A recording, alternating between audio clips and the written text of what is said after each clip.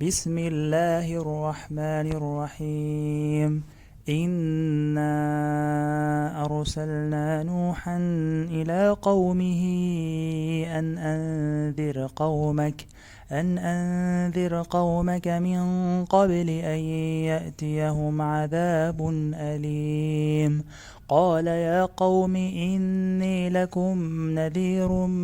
مبين أن اعبدوا الله واتقوه وأطيعون يغفر لكم من ذنوبكم ويؤخركم إلى أجل مسمى إن أجل الله إذا جاء لا يؤخر لو كنتم تعلمون. قال رب إني دعوت قومي ليلا ونهارا فلم يزدهم دعائي إلا فرارا وإني كلما دعوتهم لتغفر لهم جعلوا أصابعهم في آذانهم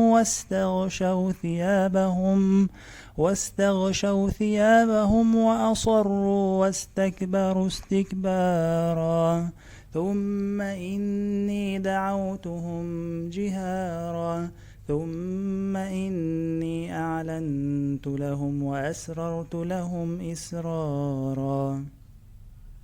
فقلت استغفروا ربكم إنه كان غفارا يرسل السماء عليكم مدرارا ويمددكم بأموال وبنين ويجعل لكم جنات ويجعل لكم أنهارا ما لكم لا ترجون لله وقارا وقد خلقكم أطوارا ألم تروا كيف خلق الله 7 سماوات طباقا وجعل القمر فيهن نورا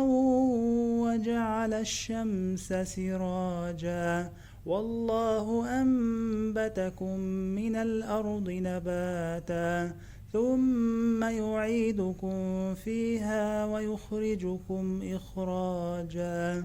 قال نوح رب إنهم عصوني واتبعوا من لم يزده ماله وولده إلا خسارا ومكروا مكرا كبارا وقالوا لا تذرن آلهتكم ولا تذرن ودا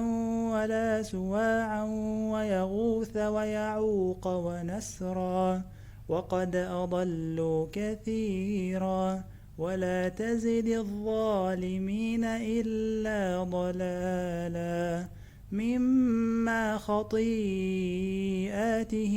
أغرقوا فأدخلوا نارا فلم يجدوا لهم من دون الله أنصارا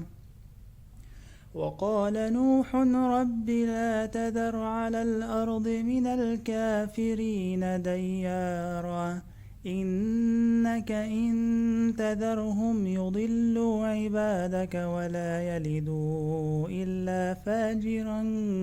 كفارا رب اغفر لي ولوالدي ولمن دخل